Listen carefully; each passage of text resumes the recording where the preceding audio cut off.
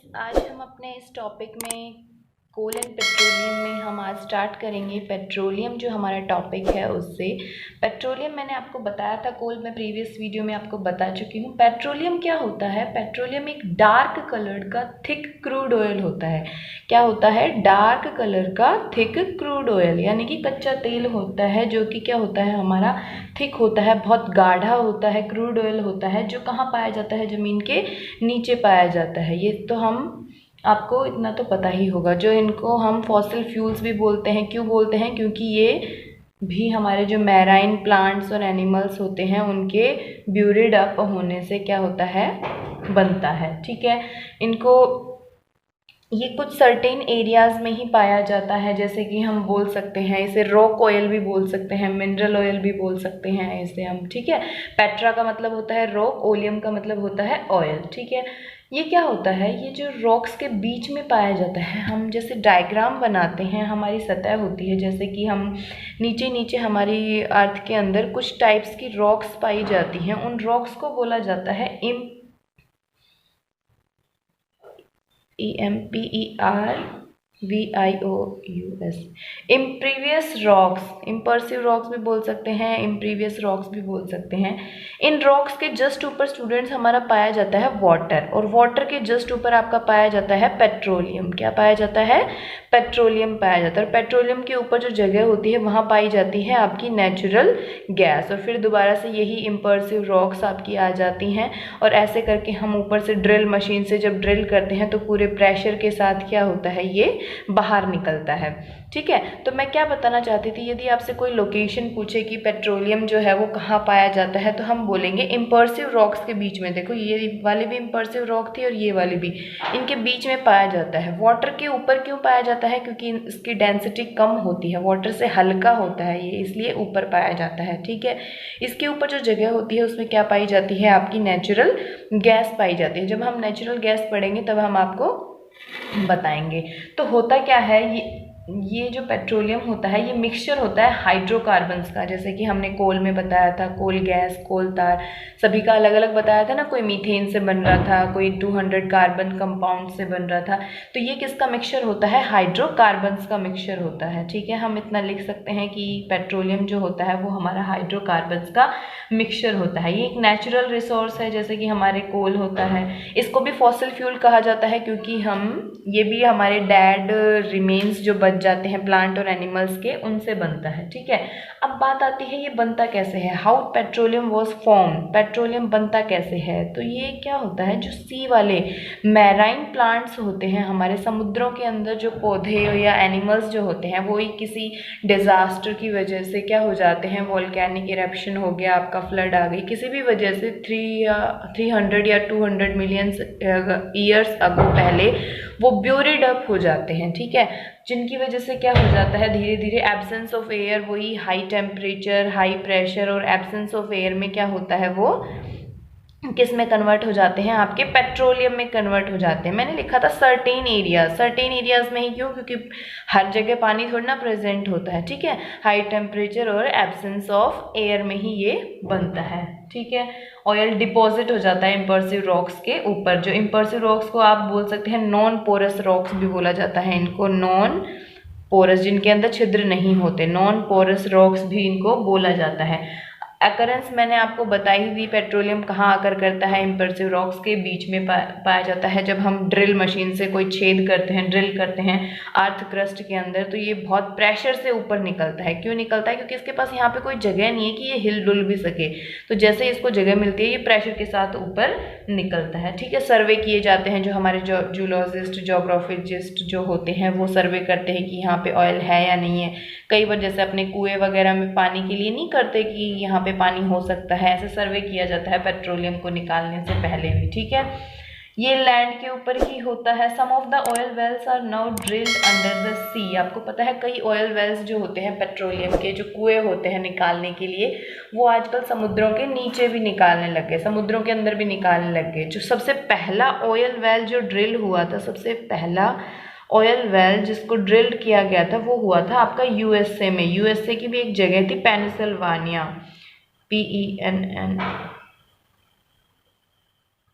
पेनिसिल्वानिया में किया गया था 1859 में, और उसके 8 साल बाद 1867 में मकुम जो है हमारा आसाम में जो प्रेजेंट है, भारत के आसाम में जो प्रेजेंट है, वहाँ पर ऑयल वेल ड्रिल किया गया था। ठीक है, सबसे फर्स्ट टाइम कहाँ किया गया था? यूएसए के पेनिसिल्वानिया में 1859 में। उसके 8 साल बाद 8 इयर्स बाद क्या किया गया था? 1867 में मकुम आसाम में किया गया था। ठीक है, इसके अलावा जो हमारे इंडिया में पेट्रोलियम है वो आसाम हो गया, गुजरात हो गया हमारा, ठीक है, मुंबई के हाई ऑफशोर एरियाज जो होते हैं, कोस्टल एरियाज जो होते हैं, वहाँ पर कृष्णा और गोदावरी नदियों के आसपास वहाँ पे भी पाए जाते हैं। तो क्वेश्चन यहाँ से ये जनरेट होता है कि पेट्रोलियम का सबसे पहले ऑयल वेल कहाँ ड्रिल हुआ था, ये हम बता सकते हैं। इसके अलावा कि इंडिया में कहाँ कहाँ पाया जाता है, तो हम बता सकते हैं मकुम, गुजरात, मुंबई के हाई ऑफशोर जो एरियाज होते हैं, कोस्टल एरियाज, और गोदावरी और कृष्णा रिवर्स के बेसिन के आसपास। ठीक है, 150 किलोमीटर हमारा जो मुंबई में हाई लोकेटेड एरियाज जो होते हैं समुद्र से, उनकी डिस्टेंस 150 किलोमीटर होती है वेस्ट साइड में, मुंबई सिटी के वेस्ट साइड में है। ठीक है, और ये कितनी गहराई तक, जैसे हमने बताया था कोयले के जो हैं वो 100 मीटर से 1300 मीटर तक नीचे खोदे जाते हैं, ऐसे ही इनकी गहराई क्या होती है? हजार मीटर तक समुद्र बेड में हजार मीटर तक क्या कर दिए जाते हैं? ये सी बेड के अंदर ड्रिल किए जाते हैं, तब जाकर ये निकलता है। ठीक है, फिर होती है कि पेट्रोलियम यूज़ कैसे होता है, क्या इसको भी रिफाइन किया जाता है। जैसे हमने कोल के प्रोडक्ट्स निकाले थे, हमने कोल तार, कोल गैस, कोक निकाला था हमने। ठीक है, तो ऐसे ही क्या होता है, पेट्रोलियम को भी क्या किया जाता है? रिफाइन किया जाता है। इसको भी क्या किया जाता है? रिफाइनरीज, ऑयल रिफाइनरीज लगाई जाती हैं, जिनमें से पेट्रोलियम में से जो यूजफुल प्रोडक्ट्स हैं वो निकाले जाते हैं। उनको अलग अलग टेम्परेचर के ऊपर हीट किया जाता है, अलग अलग टेम्परेचर के ऊपर वो निकलते हैं, और उन्हें जो refining of petroleum is carried out in an oil refinery. और रिफाइन करना, पेट्रोलियम में से यूजफुल प्रोडक्ट्स को निकालना, सेपरेट आउट करना कहलाता है आपका रिफाइनिंग। क्या कहलाता है आपका? रिफाइनिंग। तो हम लिख सकते हैं scientifically the process of separating crude petroleum oil into more useful fractions, यानी कि जो हमारा थिक क्रूड पेट्रोलियम ऑयल था उसको और यूजफुल प्रोडक्ट्स में डिवाइड करना, सेपरेट करना, कौन सी प्रोसेस कहलाती है? आपकी रिफाइनिंग प्रोसेस कहलाती है। और इसमें जो मैंने बताया अलग अलग टेम्परेचर्स के ऊपर उसको रिफाइन किया जाता है, अलग अलग फ्रैक्शंस में, यानी कि जैसे कि मैं ये एक बीकर बना रही हूँ, ऐसे बीकर तो नहीं होता, बड़े बड़े फर्नेस होते हैं, प्लांट्स होते हैं ऑयल वेल्स के। मैं इसको नीचे से गर्म हीट भी कर रही हूँ बर्नर से, तो क्या हो रहा है, इस टेम्परेचर, सोचो यहाँ पे 1400 डिग्री सेल्सियस पे कुछ निकल गया मेरा, 1500 डिग्री सेल्सियस पे कुछ निकल गया, 18 पे कुछ निकल गया। ठीक है, ऐसे टेम्परेचर बढ़ता जाएगा और अलग अलग चीज़ें सेपरेट होती जाएंगी, उनको पाइप्स के द्वारा अलग अलग टैंक्स में जमा कर दिया जाता है, तो वो होती है आपकी रिफाइनरी।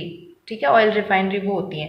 इस मेथड को कहा जाता है आपका फ्रैक्शनल डिस्टिलेशन। कौन सा मेथड होता है? ये हमारा फ्रैक्शनल डिस्टिलेशन मेथड। ठीक है, और फ्रैक्शनल डिस्टिलेशन मेथड के द्वारा जो पेट्रोलियम में से यूजफुल प्रोडक्ट्स निकलते हैं वो है आपका पेट्रोल, कैरोसिन, डीजल, लुब्रिकेंटिंग ऑयल जो हो गया हमारा, हम यूज़ करते हैं मशीनों वगैरह में, पैराफिन वैक्स हो गए हमारे, ऑइंटमेंट्स हो गई, ये सारे हमारे यूज़फुल प्रोडक्ट्स होते हैं जो हम निकालते हैं जब फ्रैक्शनल डिस्टिलेशन द्वारा। और इनके यूज़ कहाँ कहाँ किए जाते हैं? तो पेट्रोलियम गैस का यूज़ हम अपने घरों में, एलपीजी जो गैस होती है हमारी, लिक्विफाइड पेट्रोलियम गैस, एलपीजी की फुल फॉर्म होती है एल से लिक्विडफाइड, पी से पेट्रोलियम, जी से गैस।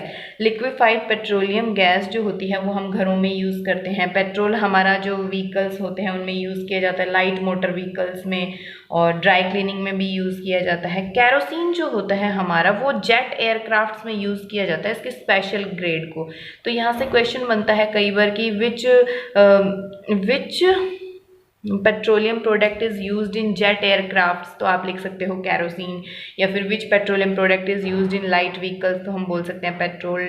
हैवी व्हीकल्स में डीजल यूज़ किया जाता है आपका। ठीक है, एविएशन फ्यूल जो कैरोसिन होता है उसको एविएशन फ्यूल के लिए भी यूज़ करते हैं, एविएशन फ्यूल के रूप में भी यूज़ किया जाता है, तो ये क्वेश्चन भी आ सकता है। ठीक है, जो हमारे डीजल जो होता है हम पंप वगैरह इरिगेशन के लिए जनरेटर वगैरह लगाते हैं उनमें भी यूज़ किया जाता है। लुब्रिकेंटिंग ऑयल हम कार के इंजन्स वगैरह में, ताकि उनके अंदर फ्रिक्शन ना हो, हम यूज़ करते हैं। पैराफिन वैक्स भी हम यूज़ करते हैं कैंडल्स वगैरह बनाने में, वैसलीन बनाने में।